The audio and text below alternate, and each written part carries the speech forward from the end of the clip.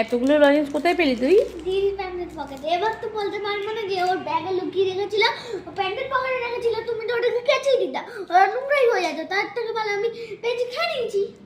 তুই কি করে জানলি ওর প্যান্টের পকেটের মধ্যে চকলেট রয়েছে? ওখানে আমি ওই সব সাফ-সাফাই করছিলাম, তখন এরকম সাফ সাফাই কোথা থেকে বের করলি এটা? খাটের তলা থেকে, তখন এরকম খাটের তলায় তো ও প্যান্ট ছেড়ে রাখবে না।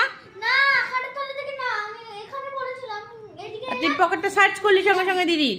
এরকম নাড়াটা দিল, এবার যদি ও তো জানে ওর মধ্যে লজেন্স আছে, এবার যদি এরকম ভাবে আওয়াজ হচ্ছে। আর যেটা আমি খেলাম ওটা তো লজেন্স না, ওটা তো মিল্কি বার। ওটা ছিল, তাহলে আমি তো খেয়ে নিয়েছি, ও তো চাই না। এই আর যদি বলে, ভগবান, আমি বলবো মাও খেয়েছে, মায়ের হ্যাঁ করতে হয়। ইয়ে, তোমাকেও ফাঁসিয়ে দিলাম, তোমাকেও ফাঁসিয়ে দিলাম।